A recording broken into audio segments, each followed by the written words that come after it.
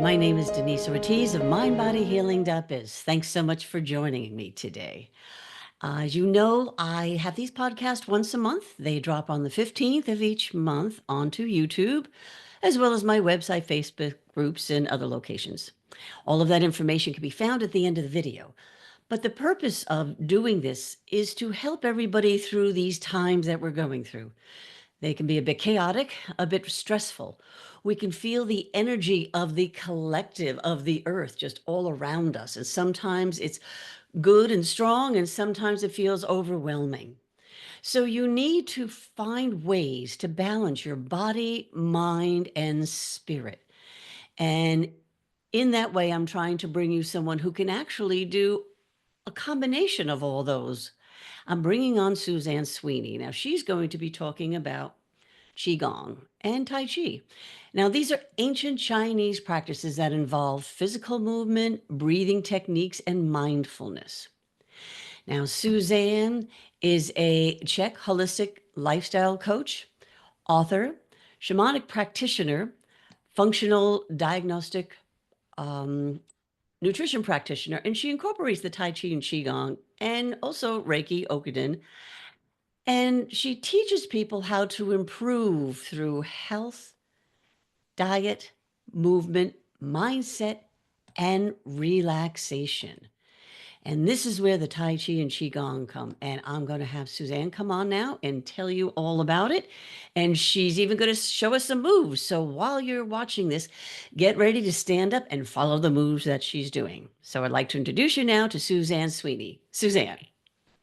Hi, thanks, Denise. I am so happy to be here to share Tai Chi and Qigong with you. It is a passion of mine, along with a few other things, but someone asked me if I had to pick one, and I said, Tai Chi is so dear to my heart. So I love to practice it. I love to share it, and I'm happy to be here to do just that today. Yeah, I'm so glad you're on because people really need to see how they can very simply move their body to help. And they Yes, could do it right in their living room. yes. Yes, this is a very approachable practice, especially Qigong, I would say. And Qigong is actually the root of Tai Chi, so they are related. And I have found, so I come from a background, an athletic background, and I was a canoe kayak racer and CrossFit and all these things. And I'll tell you, I don't do any of that anymore. I do Tai Chi and Qigong, and I have strength like I did when I was doing all those things. So it can strengthen your body, and it does it in a way that does not cause injury or tension and all those things. And that's what I love about it the most. And so, yeah, you can do it anywhere, anytime, for any amount of time, length of time that you choose. And it's soft and strong. Yeah, that's nice because and the flow too. I mean, just when I see it being done, when I'm doing some qigong and just the flow of the movements, Yes. it's just so very like it just feels good while you're doing it. Yes. Well, flow is the word. And, and it comes from nature. So the history of Qigong, it's several thousand years old. The exact time frame is a little bit, ask one person, they'll say 10,000, another person will say 6,000. So several thousand years old. But it comes from, it has its roots in ancient shamanism and Taoist philosophy, and also traditional Chinese medicine. And something that those three roots have in common is harmony with nature. Mm. And in this way, that's how when you're seeing people do Tai Chi or Qigong, and you see that they're rooted and flexible, and you see that flow and you sense that flow, and it's like a river flowing, and it's like a bird flying, and it's like a wispy cloud moving through the air. And that is actually part of the basis of Qigong was developed by watching nature, watching animals in nature, watching, again, clouds move. There's a movement called cloud hands. There's, a movement called flow the body like a river. There are, Wow. dozens of such movements, and many of them have names, are named after an animal or something in nature. And it is, and when you kind of envision that, or have an awareness of bamboo in the wind, and you're standing there and you're like, yeah, I become the bamboo in the wind, and you start to feel the flow. And in Qigong, they say, stagnation is where you get disease, but where you have flow, disease cannot grow. So you want flow, you want blood flow, chi flow, all throughout your body, and moving the body in these ways can create flow. So any place that is stuck or feels stuck, you start to move it in these gentle ways with awareness, and flow begins to come. And so yeah, so it's such a beautiful practice. Wow. Yeah, I've watched it on TV over the years, and I Lee Holden was Yes, one of the first people that actually introduced me to it many years ago, and yes, I watched him on YouTube, and found him years later and said, "Wow, he's still doing this," and it's just easier to do when you're watching someone just flow and you feel that calmness and that relaxation, right? I mean, when you're doing qigong. yes. Yeah, when I do qigong and tai chi, I feel rooted. I feel flexible, and oftentimes people have a hard time feeling both of those. They might feel kind of, rooted and but sort of rigid, or they might feel airy and flowy, but not quite grounded. So when I practice these, it's important to root, to just spend a moment to find your roots, feel your roots at the bottoms of the feet, what's called the bubbling well at the bottoms of the feet, into the floor, like you're sending roots down into the earth, through all the layers of the earth to reach the core of the earth.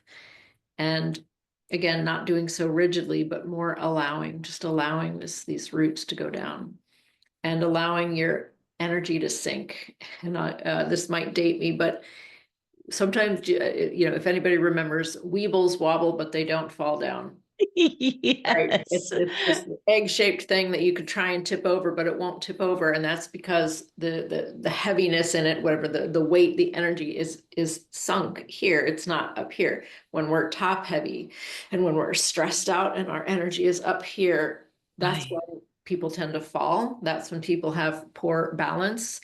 And their breathing is shallow. But when you right? And you bring the breath down, you allow space and you relax, and the energy comes down to the pelvic region and what's called lower dantian, which is just like our battery, right below and behind the navel.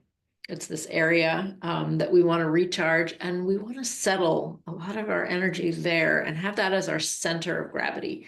And in this way, we are rooted, we are more stable, and to take that out when you're just walking, especially here in New England, what an icy winter we had.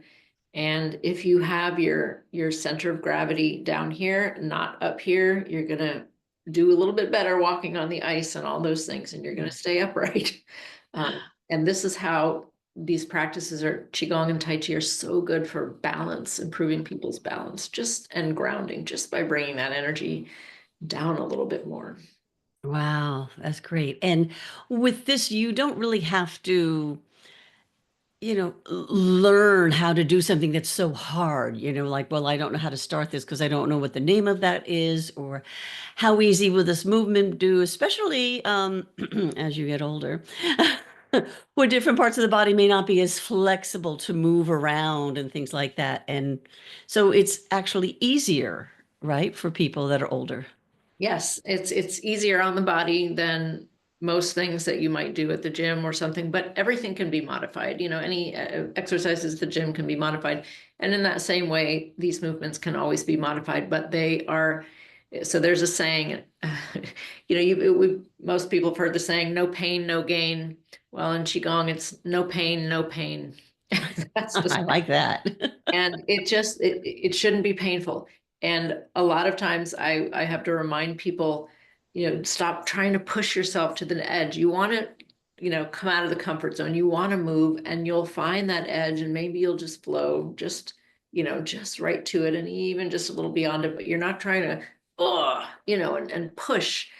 It's to relax. And then in this way, that is how your body will gain flexibility in all these things. So it is soft, very approachable, and we can always, tweak it and make adjustments. There's a movement I'm teaching in my my Qigong online classes where the arms are rotating above the head, and I'm not going to do it because of the chair, but like it comes all the way around both arms. And there's some people that just aren't going to be able to do that right now. They have injuries or they just, and so we make sure that you do it, we modify it. Okay, maybe you don't come up here, but maybe you come down. But what we don't want to do is kink the chi, kink the hose. So we modify it in special ways such that the chi will still flow. Oh, Yeah. interesting. So you don't have to do it all the way. You can just do it like you said. And I wouldn't have thought about that, just blocking the chi by certain movements. Right. This is the thing I see often. People either, have their arms very close like this, or they move their, if the arm is supposed to float up and float down nicely like this, if they have a shoulder impingement or something and they don't want to come up, what they do, they think they should do this. No, because you're kinking the hose. This was a hose and right, and water was flowing. Not so much, right? You just put a kink. So okay, if you can't come all the way up here, just stay low, but keep, this will bend a little bit, but you don't want to kink the hose, right? Gotcha. And so there are really important ways in which to modify movements so that you get the benefits, even if you can't do the full range of motion at that time. Interesting. And like you said, this is something that can be done for, any length of time. But what would you suggest would be like the minimum time to kind of set aside as a beginner, for example? I would say 10 minutes. You can do something in 10 minutes, and that would be, honestly, even there are a couple of movements that if you sit at a computer a lot, if you just get up every hour, even every couple of hours, and do it for 2 minutes, you're going to have a world of benefit, and there's actually like Qigong for airplane rides and Qigong for, and they're really just certain movements that are easy to do in a small space or whatever, but that if you do them even for 2 minutes every hour, let's say, it keeps the flow. So there's that, but I say it's best, optimal would be, say 20 to 30 minutes in the morning, 20 to 30 minutes in the evening. You don't need to do, or even more than that, or 10 minutes a day, either morning or evening, kind of sunrise, sunset, or even before bed. But even in 10 minutes, you can feel such a difference. Wow, that's amazing. And with the slowness of the movements and the flow, doing it in the evening won't pump you up like a workout would. So Right. it's Right. easy to Right fall into there. sleep, right? Exactly. There are, a handful of movements that you would not do at night because they're more energizing, but even so, they're not going to really ramp you up. So most of, probably 98% of Qigong can be done right before bed. And so much of it is so wonderful to do before bed. And, I can even put the couple of moves that we're going to do today. There's one that's more energizing. There's one that, so I can even mention that this one you might want to do before bed. It's great. This one, blah, blah, blah, and I'll talk about that. But most of it can be done anytime. And yeah, before bed is very good. Right. That's great. Okay. So I'm going to have Suzanne get ready to start showing us some of these movements. So if you're watching now, you might want to just find your space and get ready and just follow along, and she'll tell you what's going on with each movement, and just something that you can come back to and look over and over again. And we'll let Suzanne get started to show us what she has. Okay, Suzanne. All right, thank you. Okay, so mostly Qigong is done in what's called a traditional Qigong stance. And that stance, or basic Qigong stance, the feet are hip to shoulder width apart and the feet are facing forward.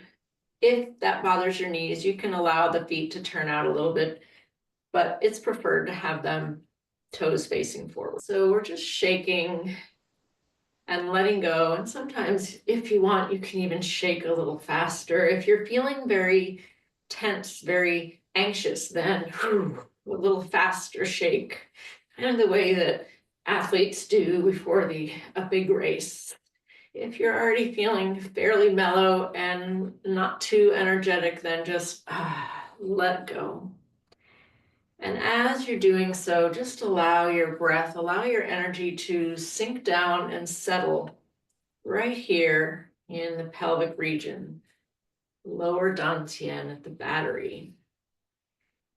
And as you do this, feel the bottoms of your feet connecting with the earth. Inhale through the nose. Exhale out the mouth. You can shake to one side. And no matter which you're doing, just stick with one. I'm going to show you both. So shaking, if you're fast, shaking. As we come out of it, we're going to come out of every movement that we do gradually. So once you feel like you've let go and you've allowed your energy to come into this lower dantian region. Lower dantian is just, it translates as elixir field. It's this area, this battery that we have. It's below and behind the navel. Let your energy just fall right there. Feel your feet connected to the earth, sending roots down from the feet through all the layers of the earth. And allow that chi to come back up from the earth into your feet. And slow it down gradually. We never want to stop short of the movement. We want the chi to continue to flow. So when you stop from the shaking, you might even just pause a moment, notice how you feel. If you've gotten your chi flowing, your energy flowing, chi is just another word for energy, sort of it's aliveness or vitality. It's what animates us, and you might feel that animation as you start to move chi. And so we'll come into, so shaking is really good anytime. It's good before bed to let it go. It's good first thing in the morning, anytime. It's good if you want to let go of anxious energy. And we'll come into knocking on the door of life. So the door of life is an area right here, kind of behind the navel, right here on the back. And we're going to, from this basic stance, we're going to turn from the waist and allow one hand to tap on the door of life and the other to go right across the body. And we're not going to bounce too much in the legs. We're going to allow the head to turn, tapping on the door of life. And this movement is really good in the morning or anytime you feel a little bit tired and you want to boost your energy, you tap on that door of life. So the feet are hip to shoulder width apart and you're breathing naturally in and out through your nose. Twisting from this area here, your pelvic region, allowing that tailbone to drop down and relax so that your back is not too arched. Again, this one is really good to get a boost of chi, boost of energy.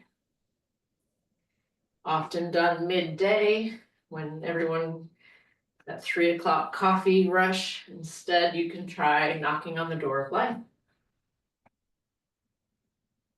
And again, we're going to, when we're finished, you can do each of these movements, you can do as long as you want. The shaking, you can do 10 minutes if you like. Knocking on the door of life, you can do for 5-10 minutes, or just even 1 minute. And come out of it gradually.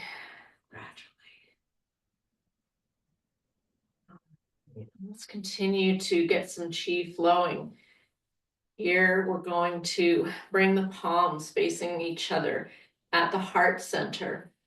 For those who know acupuncture, acupressure, it's Ren 17 so don't worry about that if you don't know what it means.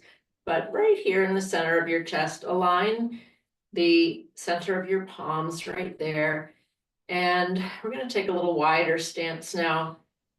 And as the arms come apart, open the chest a bit and then round the chest right here. Inhale, open the chest. Exhale, round.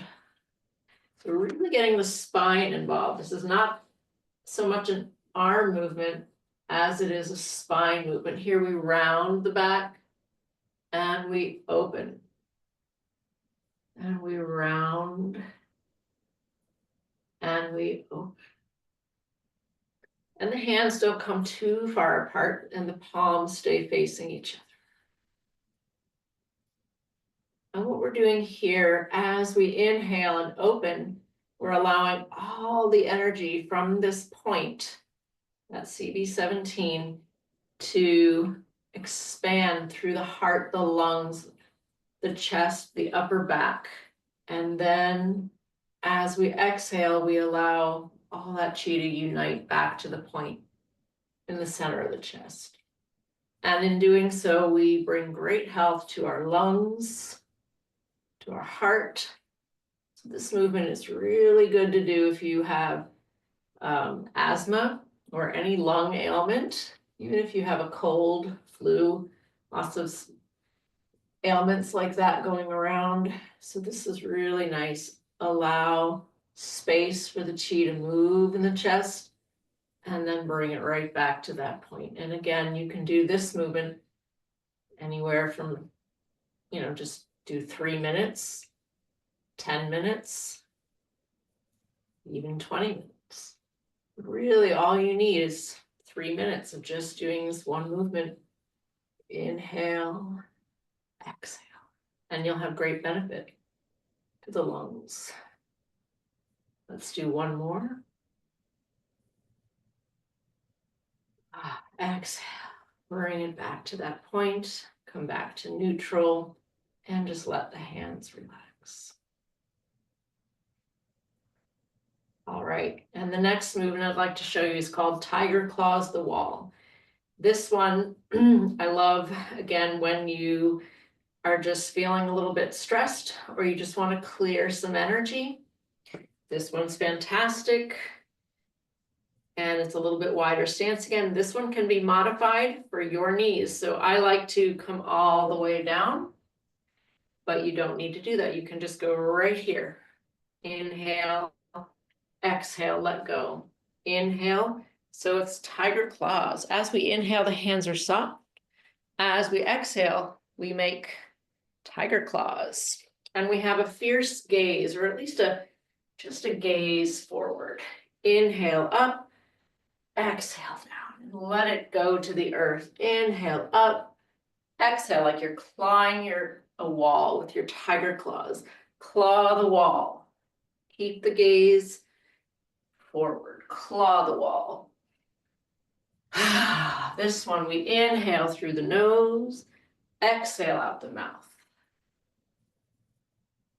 And again, you can keep it small, right here. I'm going to do a few more big, and on the last one, I'll show you what we're going to do. We're going to be vocal about it. 2 more. On the last one, I like to, ha! And I'll tell you, you do that, you can't be mad after doing that. You can't be upset. It's really hard to, because you just have cleared everything. And again, you'll notice, and by the way, that one is strengthening, very strengthening to the legs, in case you didn't notice. So really good workout. And it really purges the chi. So some qigong movements are restorative, and some are moving the energy. So far we've kind of done a lot of letting go, clawing the wall, purging, shaking, letting go, boosting our kidney chi with the knocking on the door of life. And I like to do those first And now we can bring in what we need. So we've let go of what we don't need. We're going to do a little balance work, and then we're going to do a little flow to bring in what we do need. So let's do crane soaring. So taking a moment to place your hands below your navel and just breathe naturally. In and out through your nose. And again, find those roots down through the bottoms of your feet. And when you're ready, shift to one side. Bring the other foot, toes touch down. And we're going to do crane, like a soaring crane. Lift the toes and come down. If you need to keep the toes touching the whole time, you can do that and just come up a little bit and down. If you want to challenge yourself, you can lift and then put it down into basic stance and do so gradually, staying weighted on this leg, then shifting. And we'll come to this side. Start with the toes touching. And when you're ready, if you're ready, you lift the toes and touch down anytime you need to, coordinating arms and legs. You can do a couple on each side, and then again, touching down, then shifting the weight. Let's do a couple more here. Touch down. You can even keep that leg up, but standing a little taller as the arms float up. Coming down as the arms come down. Last one. A couple on the side.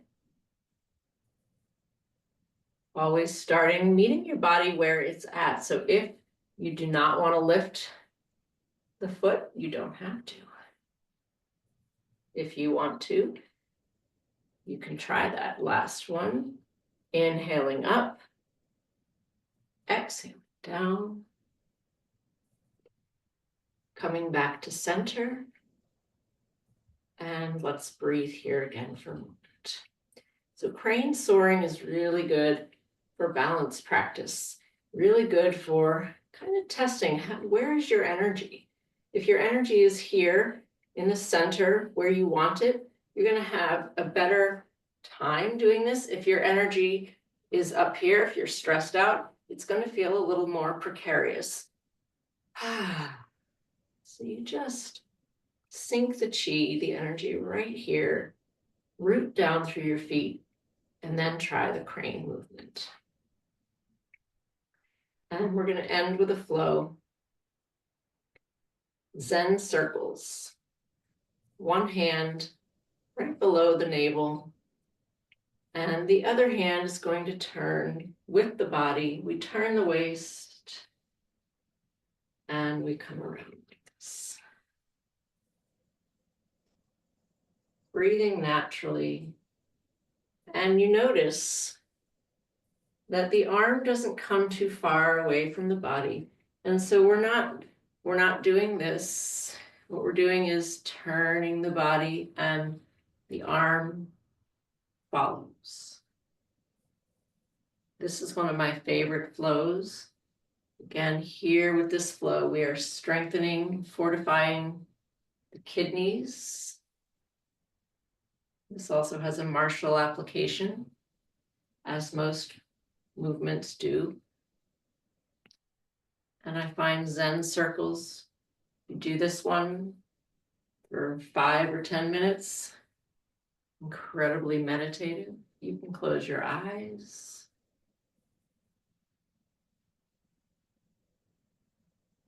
And I would usually do it for a little longer, but in the interest of time, we'll switch sides. You can do this for a few minutes each side, turning at this lower dantian area, again, below and behind the navel. Turning, coming up.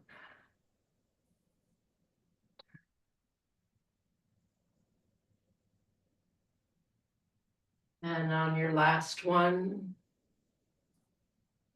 bring it around, lower dantian. And we will end with bringing the feet a little closer together and some centering where we'll gather 3 times on each side, one hand underneath the navel like a basket. As we gather energy, we gather chi from around us and bring it through your center, harmonizing the mind, the heart, and the body.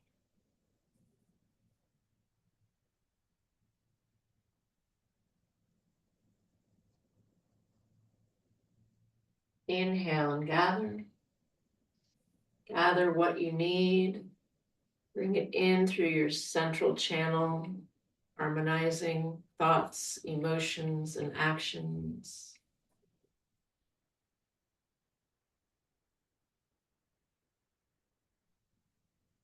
One more each side.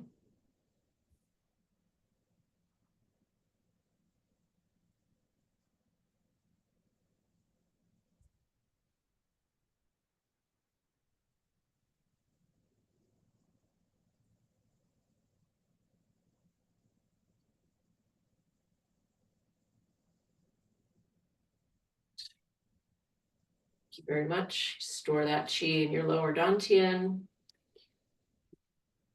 Oh, thank you so much, Suzanne. That was wonderful. I was participating with you, and just to show you how easy, even though I didn't stand up while I was doing it, I could still do it in the chair Yes, and still feel the movement, the energy still flowing through the body, even though I couldn't stand at the time. So you could do this at work. you can do this at work. I have taught Qigong at nursing homes. I've taught it in assisted living. If you have a chair, it's better to have a chair with no arms. You can do all of it, right? You can center, you can do Zen circles just sitting in a chair. You can knock on the door of life. You can even just tap on the door of life. You can shake it out. Everything can be done seated. Yeah, that's great. And that door of life, that's always been one of my favorites, especially in the morning. And I'm having a tough time getting going.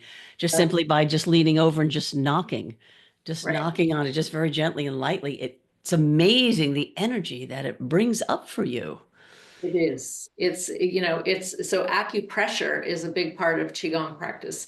And for anyone who has ever had acupuncture, it's basically using those same points, but you're just, either you're pressing or massaging or even tapping. So there are lung points up here. So if you have any lung issues, tapping gently, you can rub on the points anywhere that's tender. So don't, yeah, there are exact, but it doesn't have to be exact.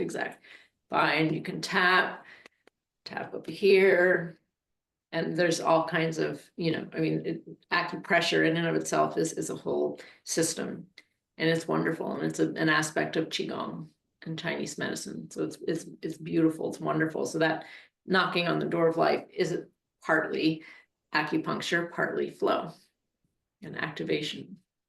Nice. That is great. That is really wonderful. Now, for those that want to get in touch with you, I will have all of Suzanne's information at the end of this video, where you can find her under Energize Body and Mind. Okay, .com. And she is on Facebook, and there are links to Instagram and to her website. And I understand, so you do have some classes that are available online that people can access, correct? Correct. So I'm currently teaching Qigong online Mondays, Tuesdays, and Fridays, 8:15. I'm sorry, 8:45. 8:45 to 9:15. So I used to do longer classes. I decided to do it 3 times a week for a half an hour each. So it's really, again, very accessible. We're working on a particular Qigong set right now, and one of the movements that we did, this one at the chest, is part of the set that I'm teaching.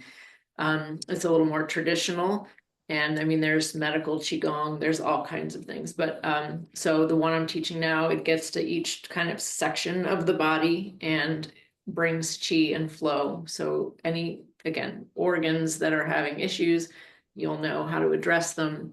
So yeah, please check my website, energizebodyandmind.com. Send me an email if you want to join those classes.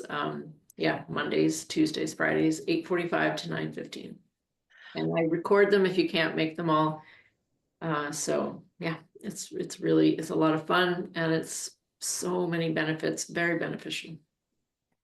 Yeah, I'd imagine because no matter what you're doing, even if you're going through something with your doctor right now, this can only help as an added Yes, benefit to keep things going in your body. Or exactly. Yeah, there's no wrong here, it's just it's a great adjunct to anything. And there are it goes really deep. Again, there are sounds, healing sounds, and acupuncture and things, acupressure, things that you can do in particular for certain body parts. And then if you're not sure, if you don't want to get into all that nitty gritty, you just flow. You just do, knocking on that door of life. Even the crane without the balance part, even just doing this. This is right here. It seems so simple, but it's not this, it's really opening the chest, opening the spine, and then coming back. And if you do nothing but that, you have just created space and flow and where your organs are, and they're going to be happy. yeah, well, I am right now. I said, oh, I was following you saying, this is great. I'm getting a workout while I'm working on the podcast. This is wonderful. Let's do Absolutely. this more often. I'm for it. Well, we're going to be wrapping this up now, and I just want to thank you, Suzanne, so very much. Again, it's Suzanne Sweeney of energizebodyandmind.com. Look for her information. You'll be able to see her classes. And I just want to thank everybody for joining me today.